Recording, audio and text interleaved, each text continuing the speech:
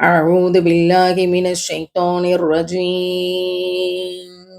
بسم الله الرحمن الرحيم. وقال الذين لا يعلمون لولا يكلمنا الله أو تأتينا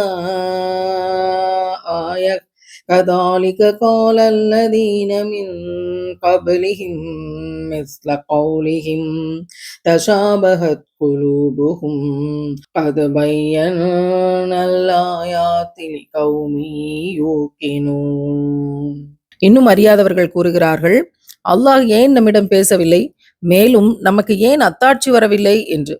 இவர்களுக்கு முன்னர் இருந்தவர்களும் இப்படியே இவர்களின் சொற்களை போலவேதான் கூறினார்கள். இவர்களின் இதயங்கள் அவர்களுடைய இதயங்களை போன்றவையேதான். ஈமானில் உறுதியுடைய மக்களுக்கு நம் அத்தாட்சிகளை அவர்கள் மனதில் பதியும்படி நாம் நிச்சயமாக தெளிவாக விவரித்துள்ளோம். இப்னு அப்பாஸ் ரலியல்லாஹு அன்ஹு அவர்கள் இதை பத்தி சொல்றாங்க.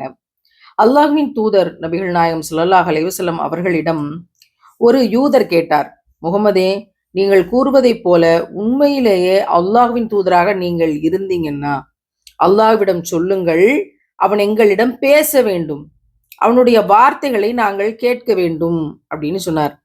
இது தொடர்பாகத்தான் அல்லாஹ் இந்த வசனத்தை இறக்கிறான்.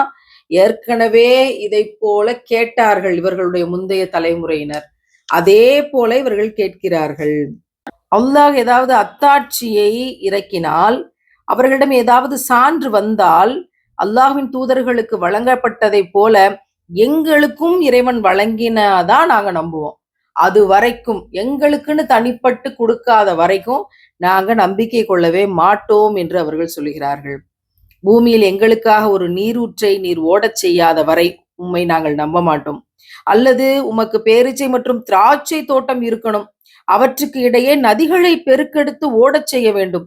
அல்லது நீர் நினைப்பதை போல எங்கள் மீது வானத்தை துண்டு துண்டாக விழ வைக்க வேண்டும்.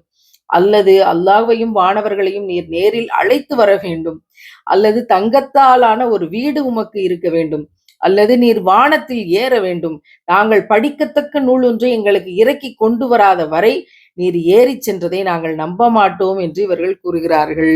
யார் இறைவனையும் இறைவன் அனுப்பிய இறை தூதர்களையும் உறுதியோடு நம்பி அவனை உண்மையாக்கி இறை தூதர்களை பின்பற்றி வாழ்ந்தார்களோ அவர்களுக்கு இறைவன் எல்லா நன்மையும் தந்தான்.